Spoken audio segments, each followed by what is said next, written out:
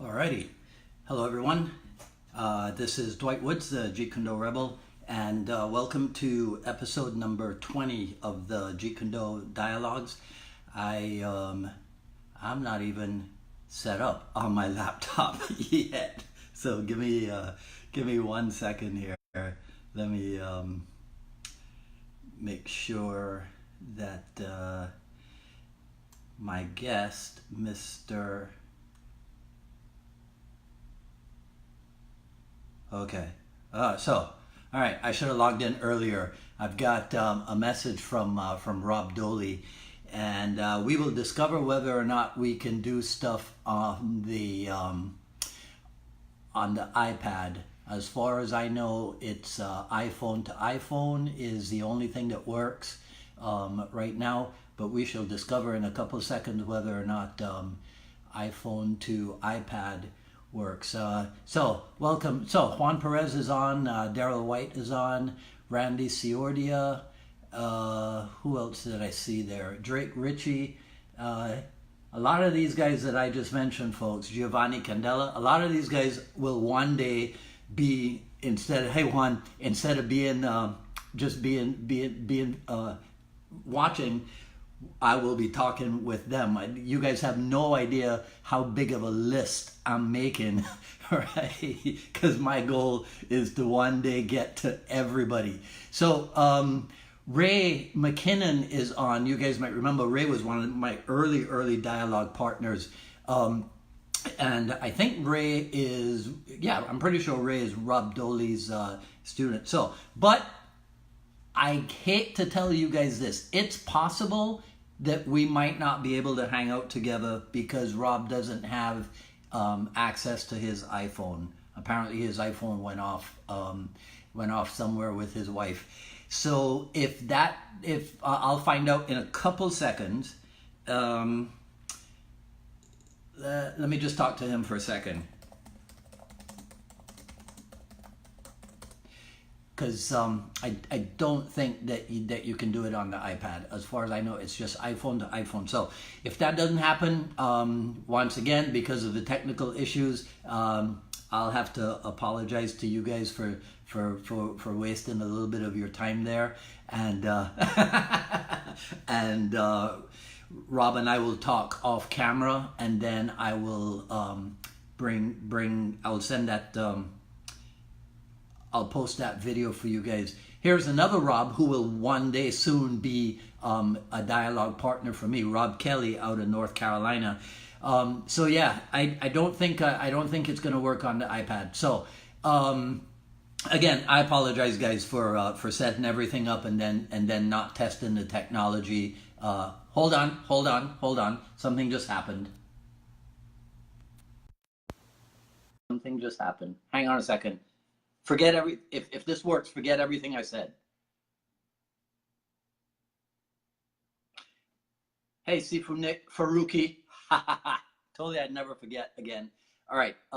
Okay, looks like it might work.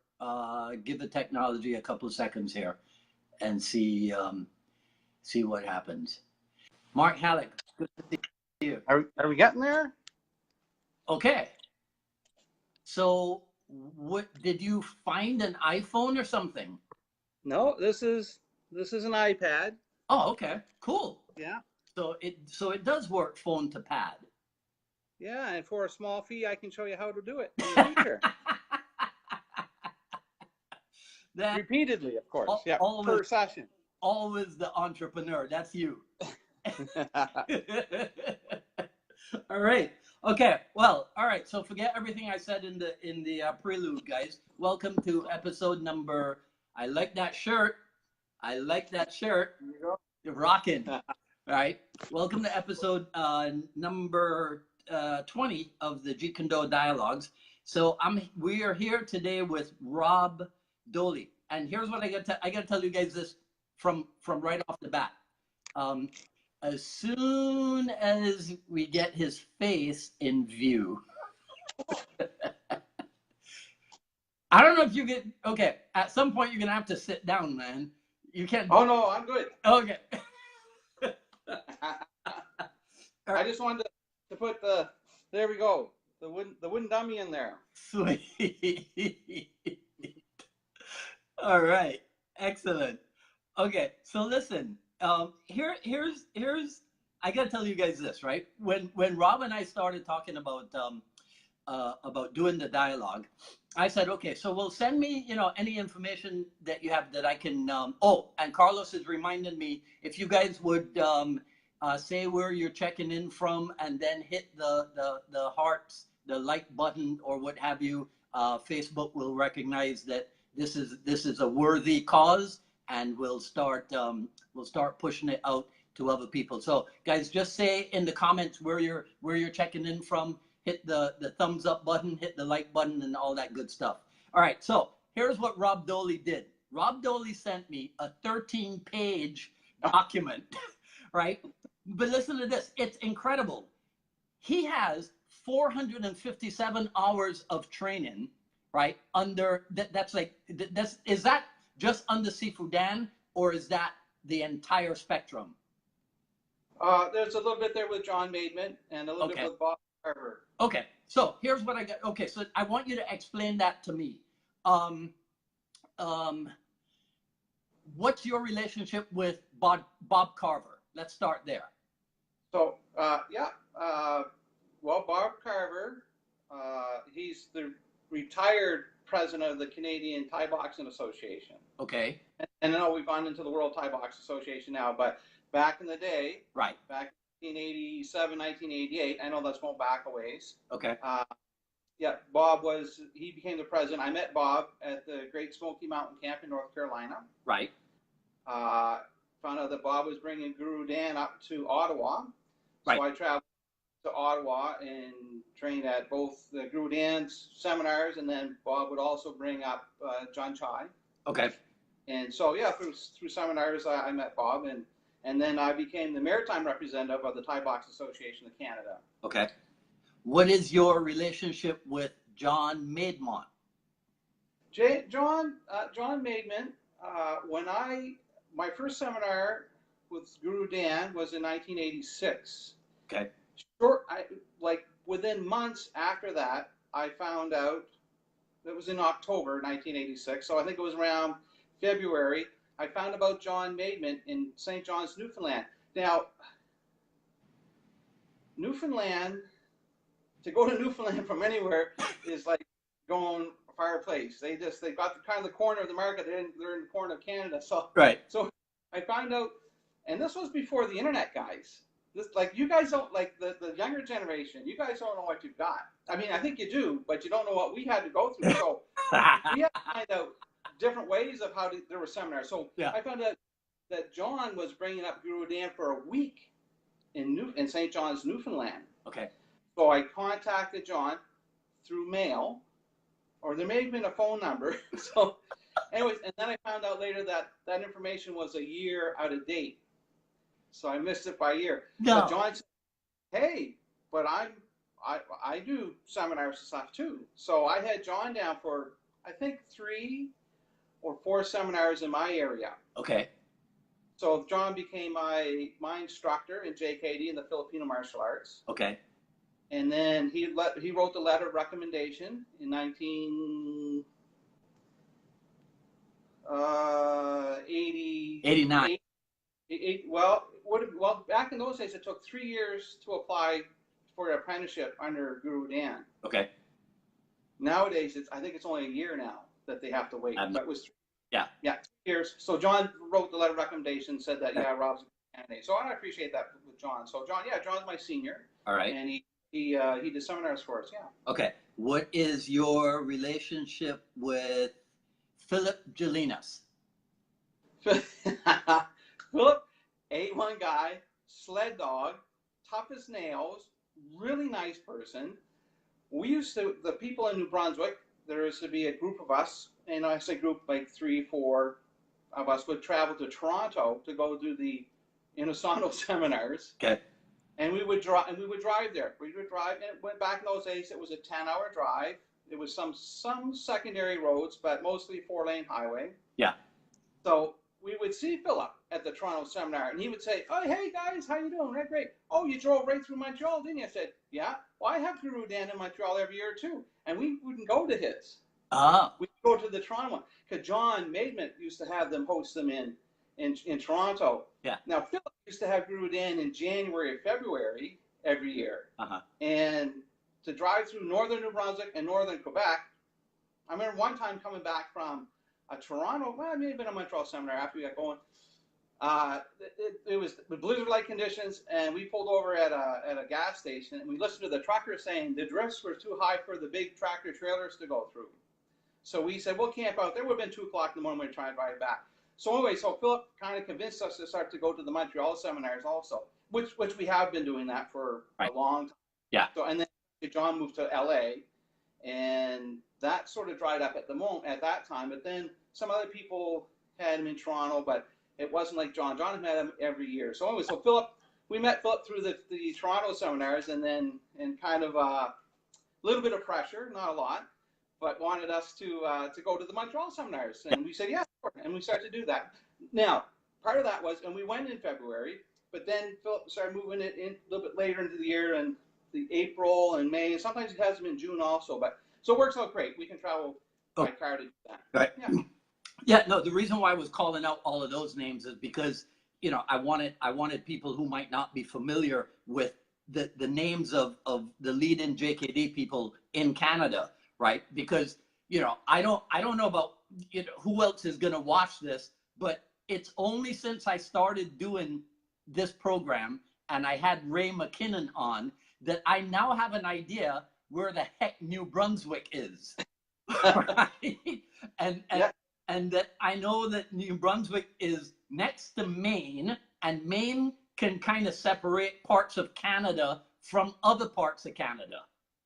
Well, yeah, it does stick up up a ways and then it comes back down. So yeah. Who drew those lines? What it makes I don't know. They must have been smoking cannabis or something. They're going to legalize that in Canada come October, by the way. Yeah. So let me ask you this. Have you noticed, is there a difference between Canadian Jeet Kune Do people and American Jeet Kune Do people? No. And I say that because in the old days, in Guru Dan's seminars, what Guru Dan used to like to do, he would get a guy from Dickie Harrell's group and a guy from the Minnesota Collie group. Yeah.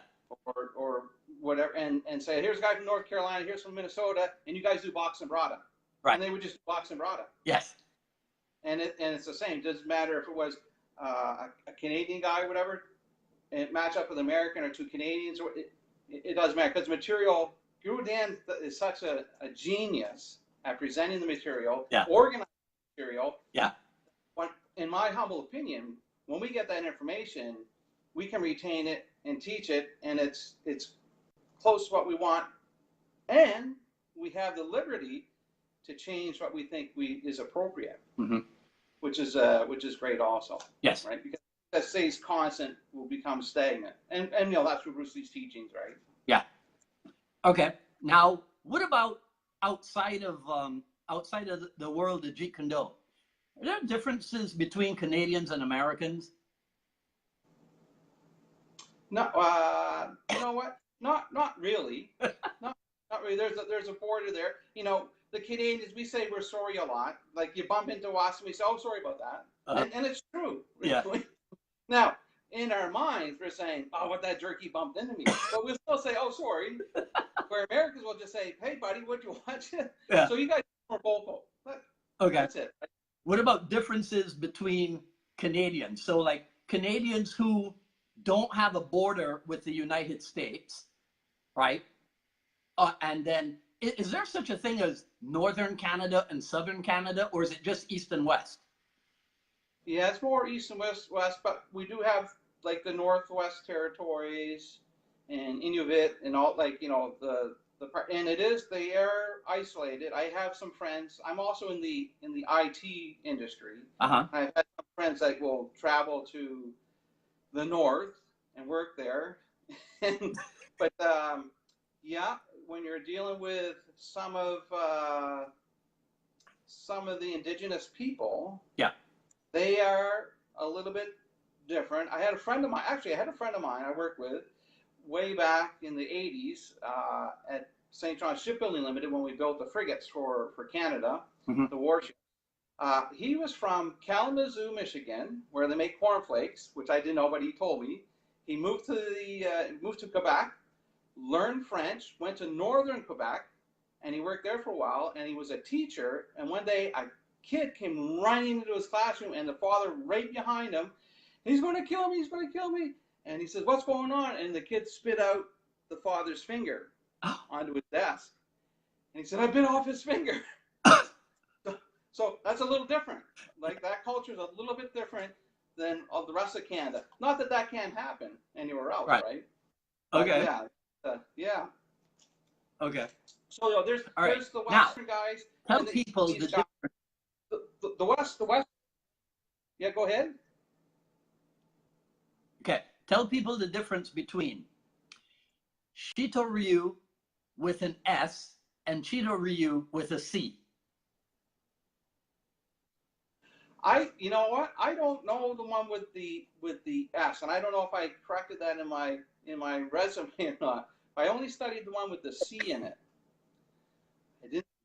I didn't study the one with the S in it. But Shito with C, it's half workout and half martial art training. Okay. And is there a relationship between Shito Ryu and Shotokan? Are they connected somehow?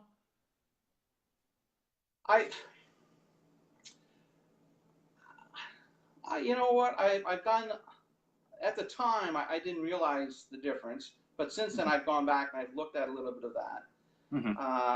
Funakoshi, who headed up Shotokan, he seemed to be quite an important figure. Not that he outshines the other ones, but remember, Shotokan in the 70s was probably one of the biggest martial art organizations in the world at that time. Yes. So Shito was not, but I think they were in that mix also, like the original 5 or 6 different styles of karate, right? So, but they didn't get the limelight like the Shotokan people did. But they're very, very different systems.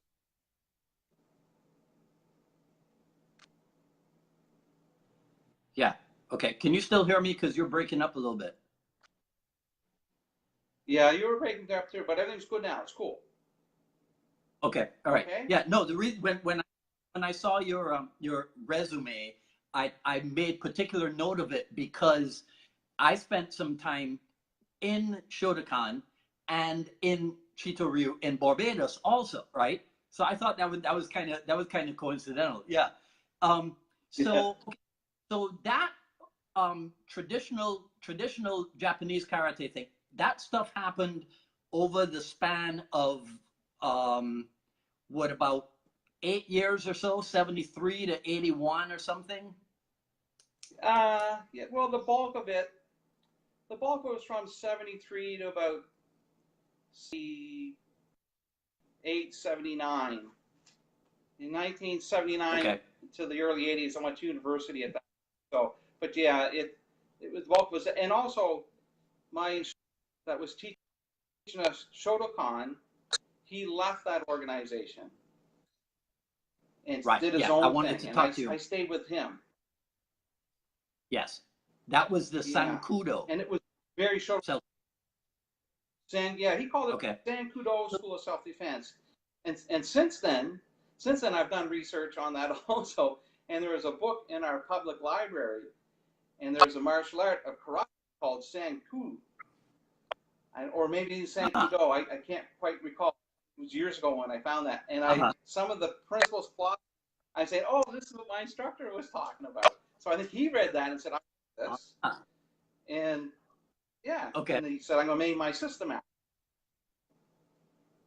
So in 1984, that was when you opened up Doley's Academy, correct? Well, correct. And I used to call it, ready? Fighting Technologies. Go. That's what I called it. Yeah. I like it. Yeah. But I changed it because it's more than just fighting. But I really liked it at the time. I said, that's cool. Technology. Yeah. But in 84 I did. So and in I was 84 going to do that. Yeah. Yeah, I wasn't going to open a school, but go ahead, Dwight. Okay. In 84, when you opened up, you were already teaching a blend of systems, weren't you? Yeah. And that was influenced by this Sankudo School of Self-Defense fella, because that's one reason why he left Shotokan, because they gave him a hard time and said, you can't teach your students this other stuff. And he said, well, why not? They come to the gradings, they do the kata, they do the form, and you know, and the preliminary stuff, and the 1 and 2 step and 3 step sparring, right?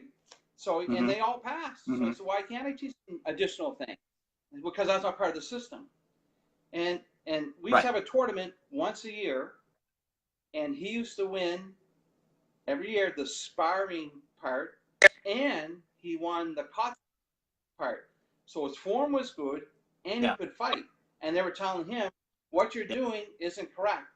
Doesn't make sense, does it? No, we say what Bruce Lee was talking about, right? So you kind of say, well, why, you know, everything's good. So, and yeah. So Gene Sullivan is the founder of that system, and he's a really good guy. He's still around? Yeah, he's still in St. John. I haven't seen him probably for probably 15 years now, but I'll see him again. I'll plan on going down and see him again. Okay. Yeah. All right. So in 86, 86 is when you started with Sifu and Asano. Correct.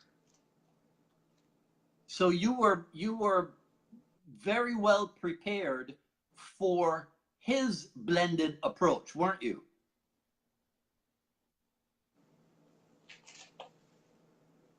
No one could be prepared for all that information. I said, you know, 1986, I've been a black belt since 1977. I had a pretty good sidekick. You know, thought I could handle myself. I go to this seminar with Guru Dan in Toronto.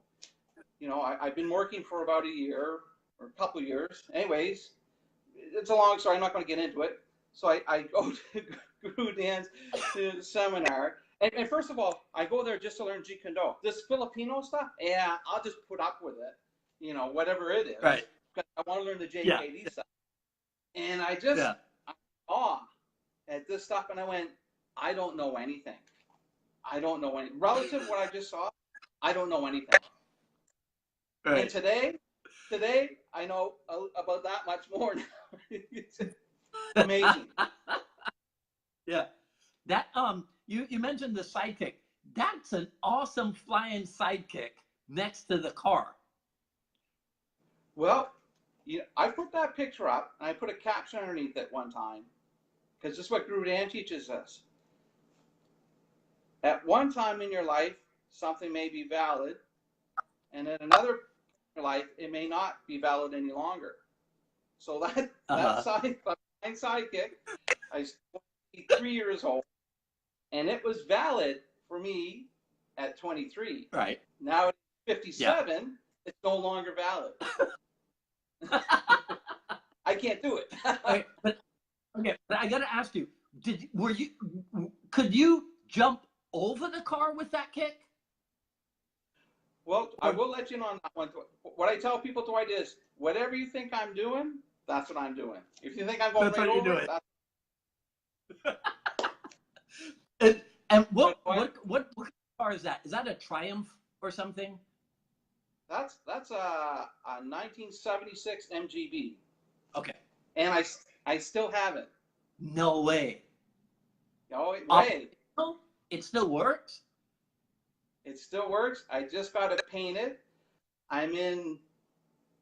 Well, yeah, I'll let it out of the bag here.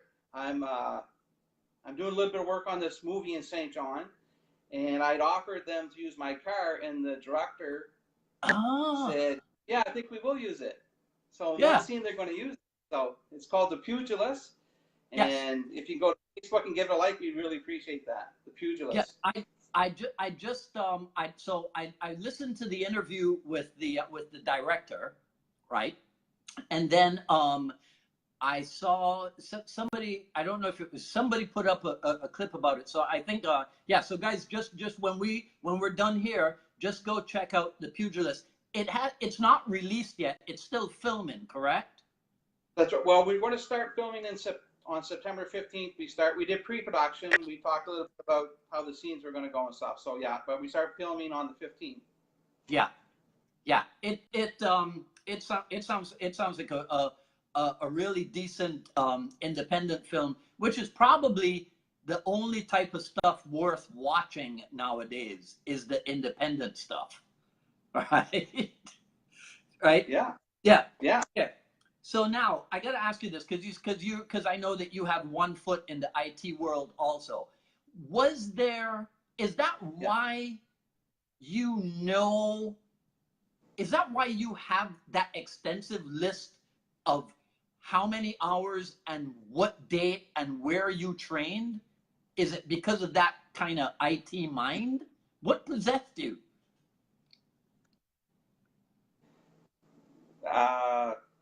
Well, you know what, Dwight? I believe so. Yeah, because I was a programmer. When I came out, I was a programmer. I coded. They call them software engineers now, right? But anyways, I was a programmer. Right. I coded, and everything's locked. Everything goes in sequence. Everything has a place. So that mindset. Plus, I didn't do that right away. I did it after I started training with Guru Dan Inosano.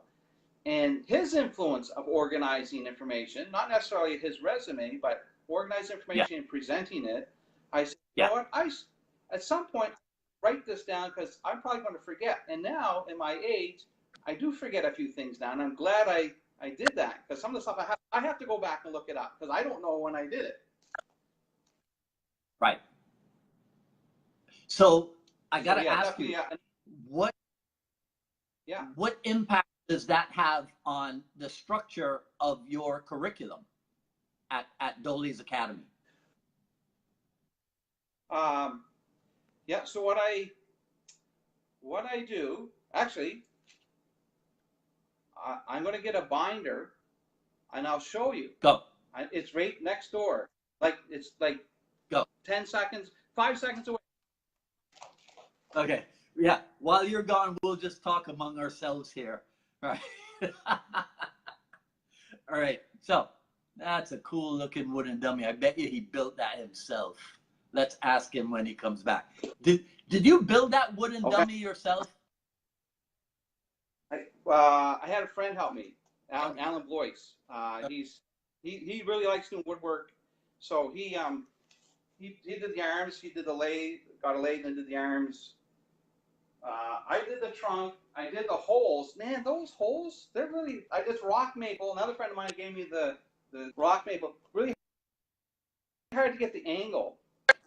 The angle so that the arms go like that, right? So, but anyways, I did, and then my uncle said, well, if you could have put the big trunk on a lathe, you can pivot it so many degrees, put the drill press, go down, turn it back the other way so many degrees, and drill press down. I said, oh, but I don't have a big wooden lathe to do that back and forth. Okay. Okay. Okay. Right, so let's see here's the influence of this is my influence. My information technology influence. So I like Microsoft Excel. Okay. I hate it. What I've done.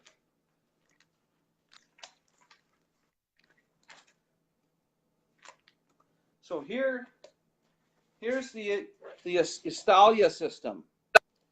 Yeah. Right. So what I've done in here is put in, like, if your right hand or left hand,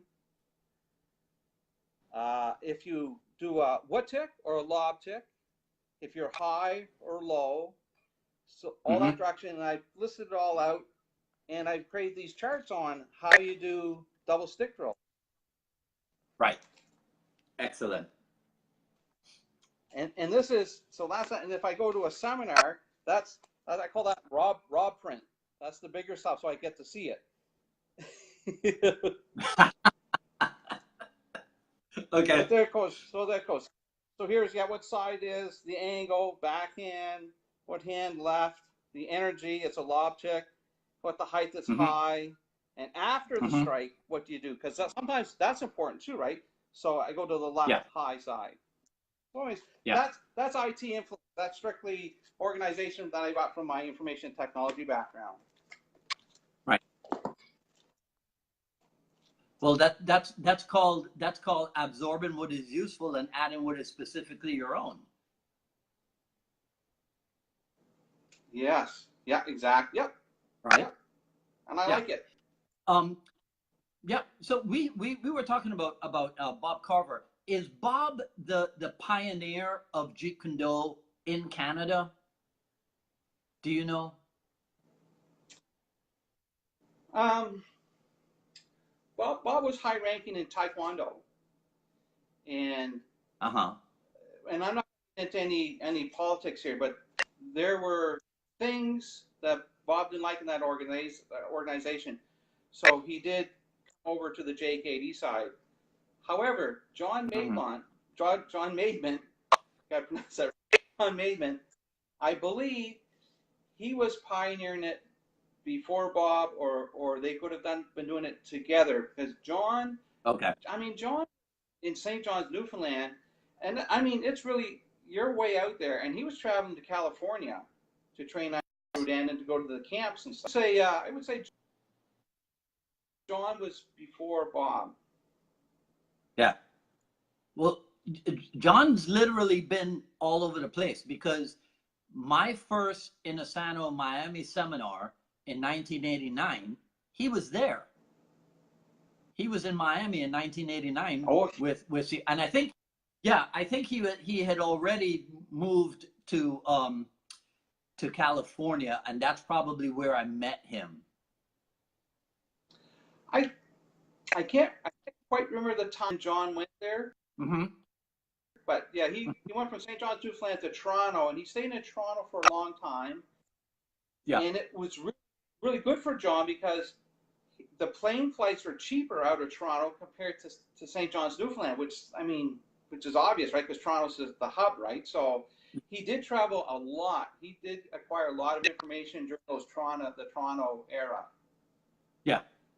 Okay. Now, so Doley's Academy that's not a full-time gig for you, because you're still active at Genesis, correct? That is correct. Yeah. Okay. Yeah. And so when it comes to the teaching, right? What have you brought anything from, because you taught Shotokan and did you teach Taekwondo also back in the day?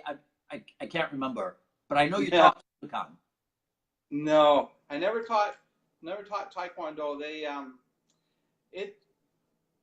for me to join Taekwondo in, I think it was 1982, was really difficult because the instructor it's either Taekwondo or nothing else. And I told him I had a background and studied different things, and he didn't really like that, and for whatever reason he accepted me into the fold. But I studied for a term, like about a 9-month term. I left, made some more money, tried to come back, and at that time people had said some negative things about me and stuff, and he said, no, I don't want you back here, because people are telling me that you're taking our information and putting it into your own. And I said, well, that's not true. Yeah. Actually, I said, believe it or not, I said, actually, Master Chang, what I really want to do is I want to come back and I want to study. I want to try to get my black belt and go to the Olympics. The Canadian Olympic team is what I would like to try to do. And he said, no, it's not going to happen. Oh, well. And shortly after, that would have been just before Guru Dan, I was introduced to Guru Dan, and I definitely like the path that I'm on now. So, no regrets. Yeah. So, okay, how old were you when you were teaching Shotokan?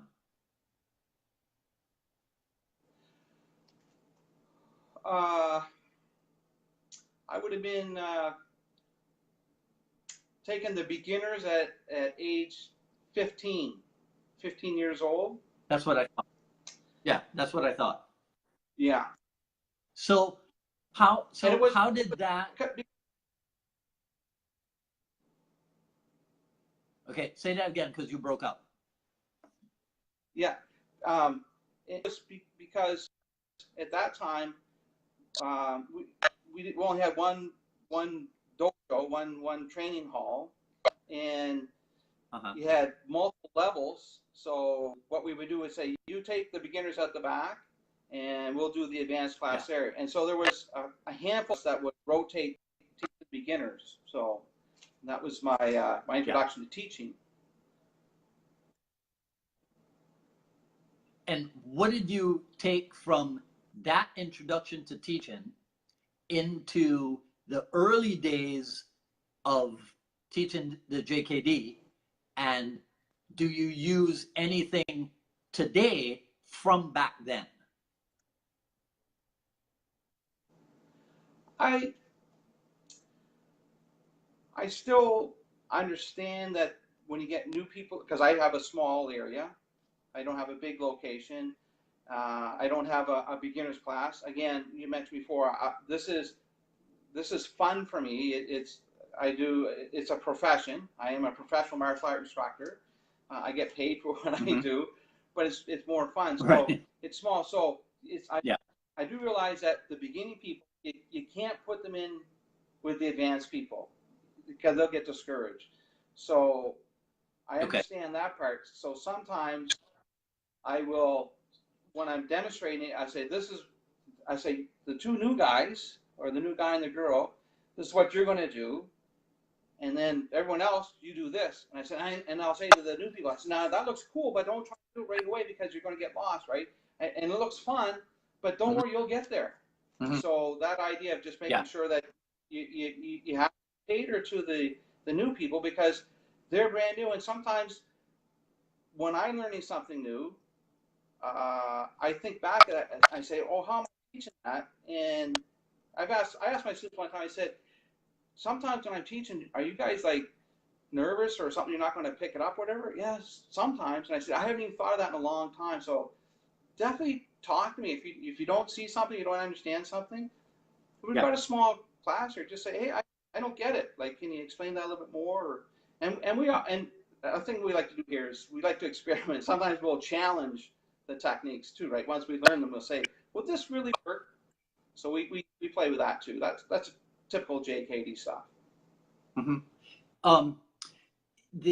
Have you ever fantasized about having the big school and doing just martial art only? Well, for a short period of time, I don't know how many years it was, I did have a commercial location in the downtown core of St. John, New Brunswick, where we were open 3 nights a week. So it's still not what you're talking about, Dwight, but it was commercial. And we had, at the peak, sometimes we'd have 50 students. Now, you have to remember, St. John, the city, population, and surrounding area, probably 100,000 people. In New Brunswick, all of New Brunswick, there's only 750,000 people in all of New Brunswick. So 50 people in our area, that's quite a few people, right? so that was fun. Yeah. So I would, you know what, Dwight? I would love to do it. I would love to have it. I couldn't do it here. I'd have to move to Toronto where there's, 4 or 5 million population to draw off of.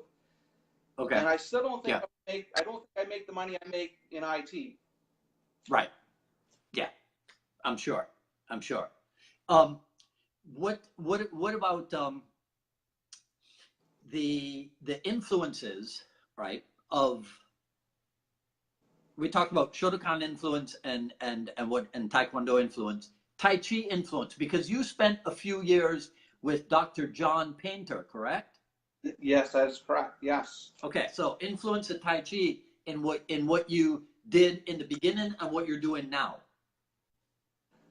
I studied Tai. The reason I wanted to do Tai Chi is because I knew I was going to get old. Because I was young when I studied, relatively young when I studied it. I said when I get older, I would like, and it was the Taoist Tai Chi Society method, which is for health. Mm-hmm. So I did study it for when I get older, and I'm not quite there yet. Although I did hurt my back for a while, and then I did some of their exercises. Whether that helped, I don't know, but my back is better, so that's good. Mm-hmm. So that was the original reason. So, but then I liked it. I think it's really good. And again, it's strictly for health. There are no martial applications to it. Although John's instructor was came from China and was the head of that system. He did know the applications, and John was number 6 or number 7 person that joined that system back then. So he was there from right when the get-go, and he used to teach the application. And I said to John, I would love to sit down with you sometime and learn the real application rather than people making up what the application is. Right? So that's still a goal of mine. I do know some Tai Chi, and it's based off the Yang system. And since then, the founders passed away and they've changed the name, and I can't even remember what it's called anymore. But anyways, I would love to know the application. But anyways, at the time, I studied for health. I like doing it. It was good. And the person that brought him down to do seminars for us, he was a fencer, and he wanted to learn Tai Chi to help his fencing. And I'm learning Tai Chi to learn my health. So yeah, we weren't really learning it to learn Tai Chi, but for other reasons, right? So at that time, now, what I tried to do, I went to John and I said, after about 2 years, I said, John, what I'd like to do, when I get new students in, I would like to teach them the first set in the 108 movements. I can't remember how many movements. The first set was like 14 or 20 movements. I can't recall anymore. And I said, I'd like them to calm them down, because they come in, they're all rambunctious and they want to go, and I wanted to start them off with Tai Chi, and they would just kind of, and part of the loyalty thing, but part of to say, you know what, guys, just calm down. We're going to learn this, and just relax, ease your mind, and listen to your body, and just go through this, and then we're going to get into the good stuff. And I wasn't allowed to do that. They said, no, the founder doesn't want to mix any systems. So, and out of respect, I did not do that. So I still have the form. I do have it on videotape. I don't practice it very often, but I practice the warm-up exercises and some of the health exercises to this day. Do those. So Tai Chi, I do think it's a fantastic system. Again, I studied for health, and I'm still searching for that application guy. Okay. Did you hurt your back sparring with Jean-Yves Thériault? No. But at the end of that clip, if you listen to what I say, it said, I think Jean-Yves might have hurt his feet because he's hitting steel. My body's made of steel. All right. Now, here's the thing. You know, for a long time, I kept confusing Jean-Yves Thériault with Jean Frenette when it comes to stunt work in Canada. Yeah. Right? Now, have you met Frenette also? No, I have not. But you know what his system is called? What? He studied Jeet Kune Do. No. That's hilarious. That's hilarious. So, do you foresee a little bit of a career in independent film for yourself, Sonny Boy? I don't know. I'm gonna wing it. I mean, the movie is about a boxer, so that caught my attention. One of my students, I saw on Facebook that he said he's going to be in a movie coming up. It's being shot in St. John, and here's a link and all that. And I said, oh man, this sounds like, read a little bit about it, whatever. I said, that's really cool. And if they're looking for other actors, I said, I'd like to give that a try. And one thing led to another. So, yeah, I'm gonna have some fun. When I auditioned for the role, like, it was many roles that were available, so I auditioned, and And it was great. I'm back to learning again because I've never been in this industry at all, right? So it's brand new, and I love it. Just soaking it up like a sponge, like, oh, and how does this work? And this is the stuff I kind of have read about or whatever. Is that true? You know, and I'm talking to the camera guy because it's so, the East Coast guys, right? Like, we're pretty relaxed, right? It's no one's like, you know, hey, you know, you got your thing, you do your thing, and I'm going to do mine and stay out of my face. And we all talk to each other, right? Everything's cool, right? So it's great. So I'm talking to everybody. I'm talking to everybody, the director, producers, camera guys, other actors, people that are, one guy, he's a Shakespeare actor. So I'm saying, well, how would you do this? Oh, well, it's great. It's great. So, yeah, I'm having fun. And where the road takes me, I don't know. What,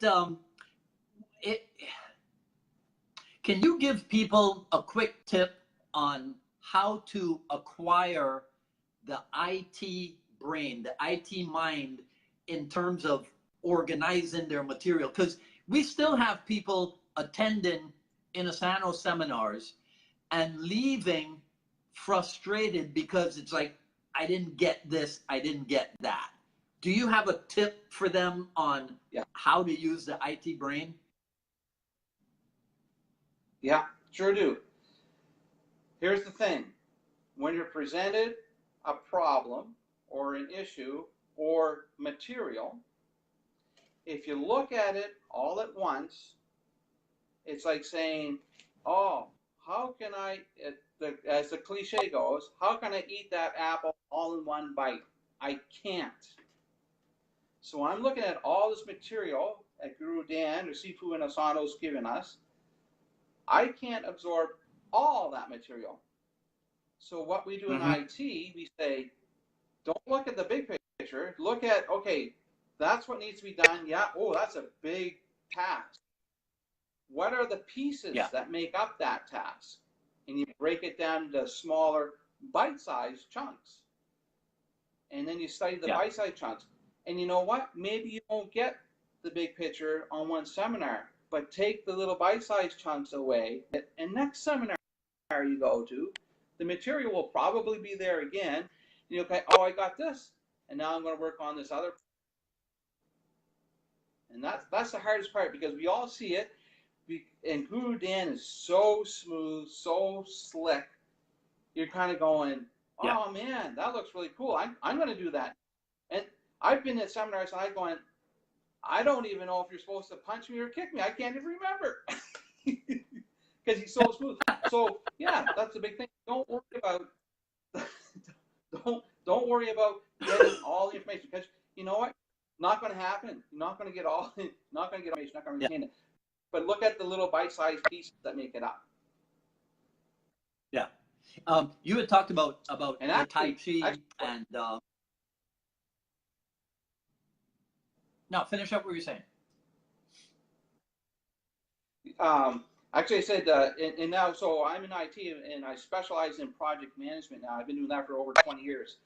And now it's not really new anymore, but the latest project management methodology, and I'm not going to go too far down this because people go, project management, this is supposed to be martial arts. But it is, guys. It's all, it is the same. JKD is life.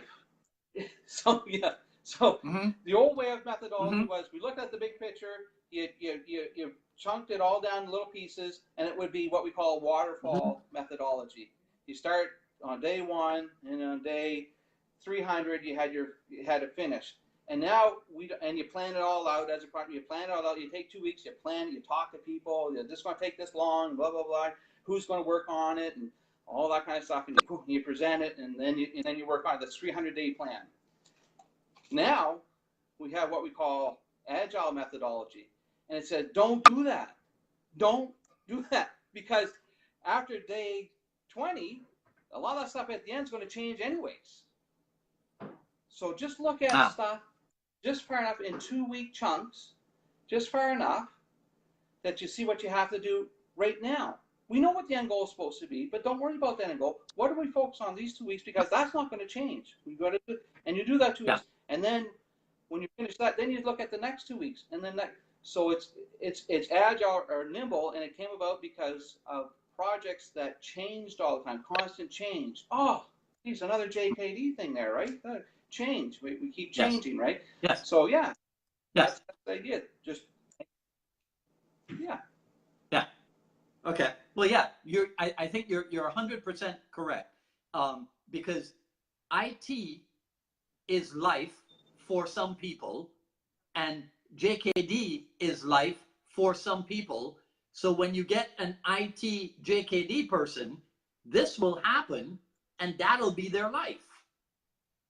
Yes. Yeah. Right? Okay. Yeah. And Dwight, go ahead. Rambunctiousness. You talked about that.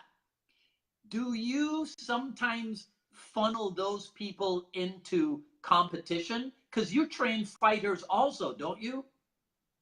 Oh yeah, over the years, yeah, and the MMA stuff has picked up. So I'm not.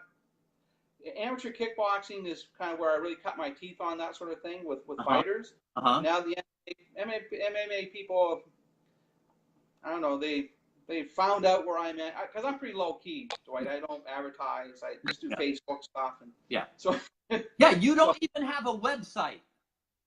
No, but here I am, an IT person. Yeah.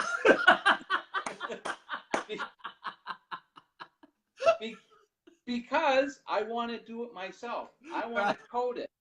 I want to code it. I haven't got around to it yet. Listen, forget all of that. Use WordPress. Oh, is that right? Yes. I'll hook you up. I'll hook you up. Okay, because I know there's like GoDaddy and different ones like that, but is it similar to that? I'll hook you up. Don't worry about it. All right, perfect. Appreciate it. All right. So two more things.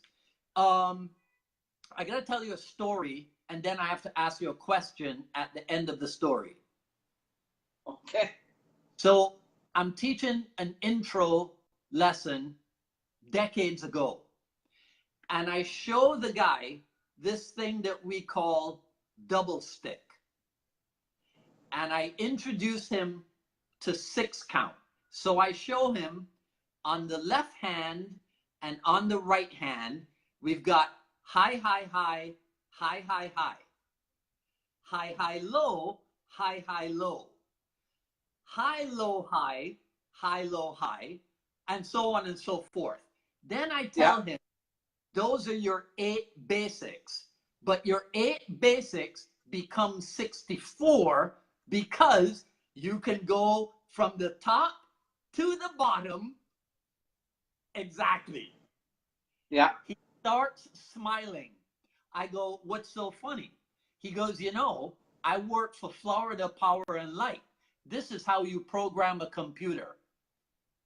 Yep. True or false? Oh yeah. No, again, it's just logical. It's just like when stuff like that's described to us, like the IT world, we kind of go, well, of course, that's exactly what you can do. Combinations and permutations. Right. Have you ever explained that to Sifu Dan? No, no, I actually have not. Yeah. You know, because in the old days, he used to talk about having. He used to fantasize about having a computer program that you could set stuff up and then have the computer spit out all the variables. Yeah. I think you should write that program for him. Yeah, that's really, really basic also to do really? That. Yeah. I mean, because we can do it for weaponry, but we can do it for kickboxing and boxing also, can't we? Yep. You can, but with everything, it'll give you all the combinations, but you have to look at it and see which one makes sense. For instance, in take boxing, you have a jab, right? You have a cross, right? You have an uppercut and a hook. Yes. And there's a Mexican uppercut punch, and you can get to the varied degrees of stuff. Yes. And a double hook and all. Well, let's just stick to those 4. Yeah. So one combination could be, you could say, okay, I'm going to do a jab, cross, hook, and uppercut, let's say, right? So jab, cross, hook, uppercut. So that makes sense. And that I'm alternating hands. But then I could go jab, hook, uppercut, jab, cross. Like you can start go. But when the program would crank that out, one of the combinations, Dwight, would be, you can go jab, uppercut, hook, which that you're not really going to use that combination. Right.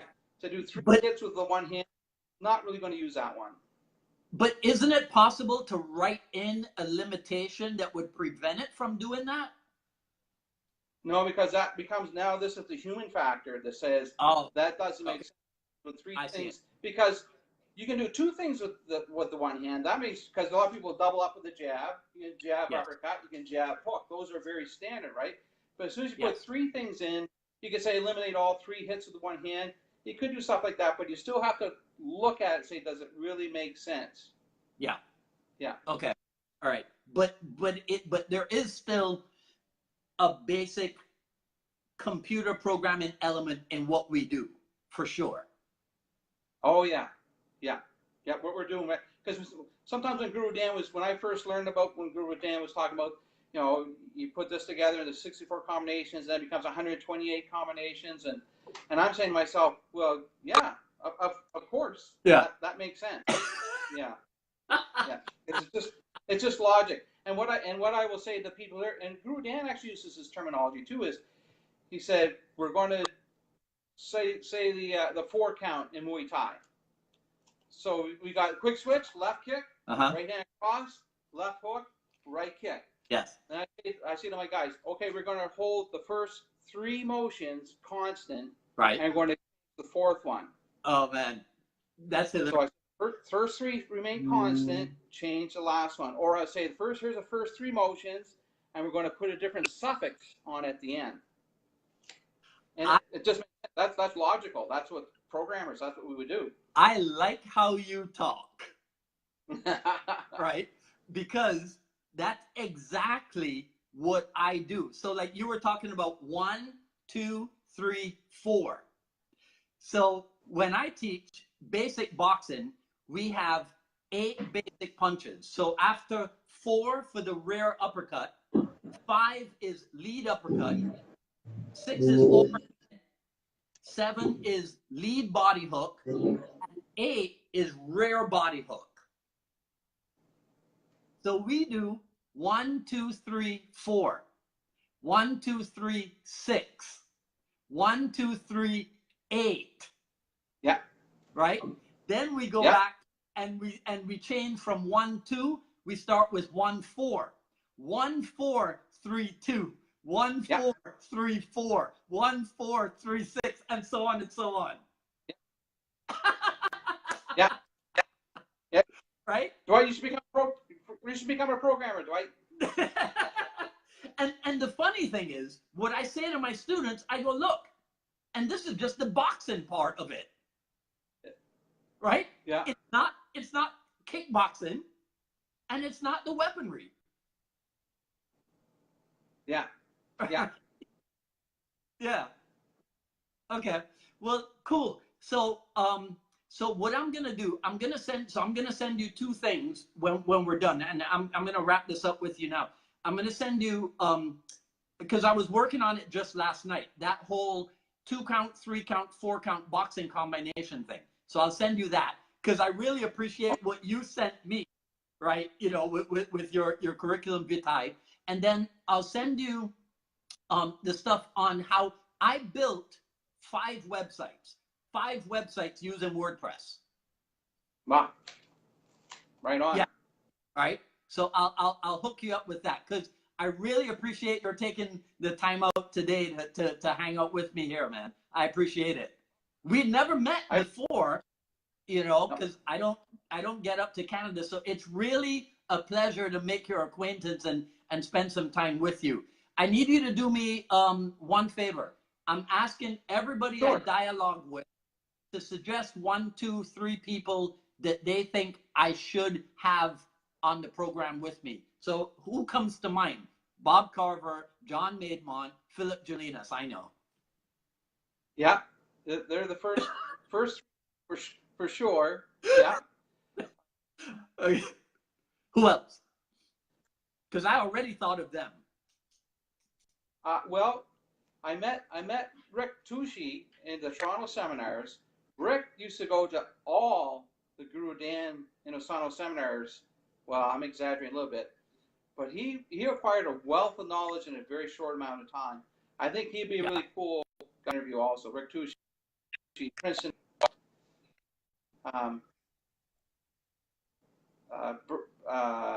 You had Bert Richardson on already. He's cool. You know who I'd like to see on? Really like to see on would be the guy that one of Guru Dan's students there. He's this Jeff Amata. Okay. Jeff Amata. Yeah. Cool. He's a favorite among people that I've dialogued with. Okay. All right. So listen, once again, thank you so much for hanging out with me, man. I really, really appreciate it. It's been good to meet you. Can I say one more thing? Yeah, go ahead. Okay, perfect. The people out there, if you want to understand JKD, read the letter that Hunter Thompson, when he was 20 years old, 1958, a friend of his asked him about life, and he replied to him, "It's a JKD letter." 1958, what? But what he's saying in it is JKD. Okay.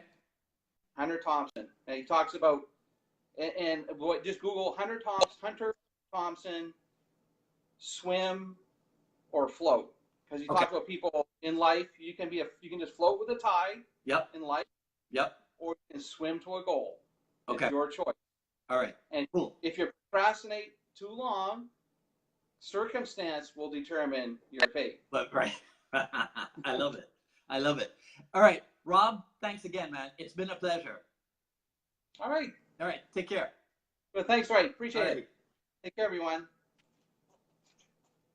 And ask him to confirm, because we had spoken about him appearing on Friday on the 14th as episode number 21. So if any of you out there can get a hold of Eric Paulson, ask him to get in touch with me and confirm that for me.